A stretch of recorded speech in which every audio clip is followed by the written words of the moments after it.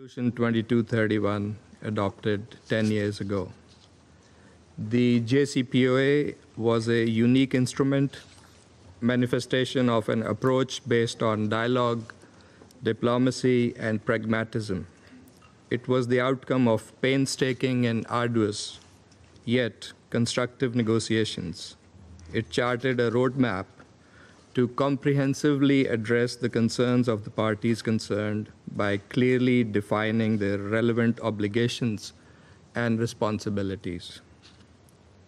While proceeding very well, the agreement was regrettably disrupted, leaving many complications in its wake that impacted the full and faithful implementation of the JCPOA by various parties. Notwithstanding those challenges, the most widely held view was that dialogue, diplomacy, and constructive engagement was the only viable way forward.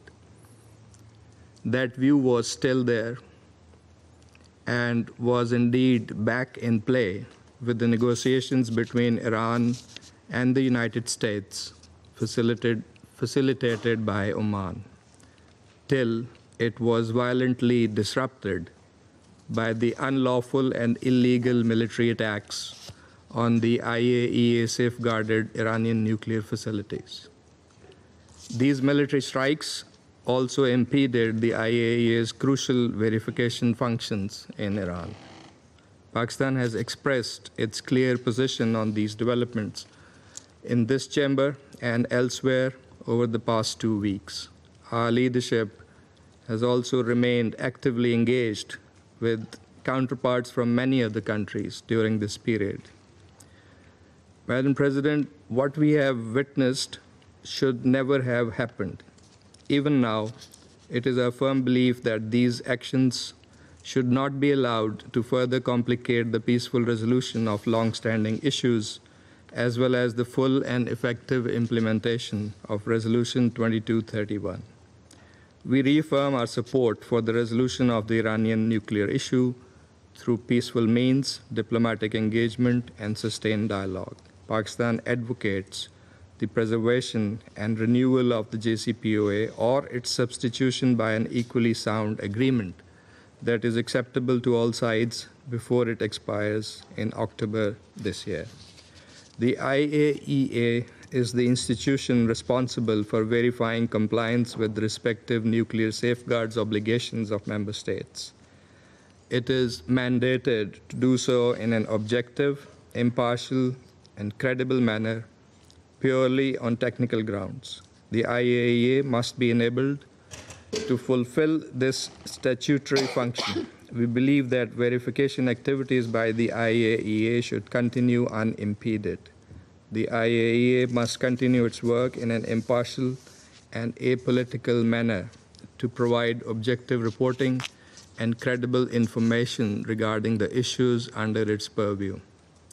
Madam President, with regards to recent developments in the region, I would like to emphasize the following points. First, condemnation of violation of the sovereignty and territorial integrity of member states, and the threat or use of force to settle disputes. Second, clear rejection of attacks on IAEA safeguarded nuclear facilities, which violate Security Council and IAEA resolutions as well as international humanitarian law. Third, we request the Secretary General to report on the implications of these developments on the implementation of Resolution 2231, particularly those arising from military strikes against nuclear facilities. And we also request the Director General IAEA to share his assessment from legal, technical, safety, security, and safeguards points of view.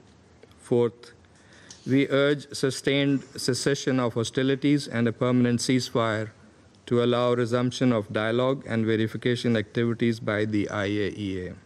Fifth, there is an urgent need to renew diplomatic engagement to seriously and faithfully address the outstanding issues in a cooperative manner as per the rights, obligations, and responsibilities of the parties concerned.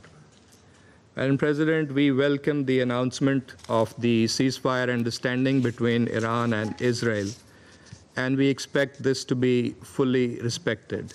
We commend all those who played a pivotal role in facilitating this development and hope this positive step will contribute to lasting peace and stability in the region. This is a vital step that must now be followed up by constructive and comprehensive engagement.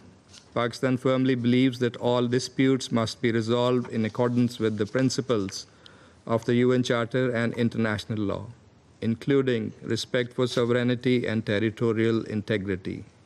We call on all parties to fulfill their respective obligations and responsibilities and avoid any further escalation.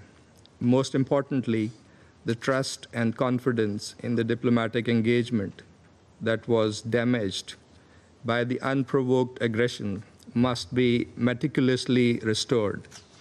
The Council should allow sufficient time to continuing efforts between the IAEA and Iran, as well as other parties, to resolve outstanding issues. Recent developments have yet again manifested the grave dangers that present themselves when there are violations of the UN Charter and international law.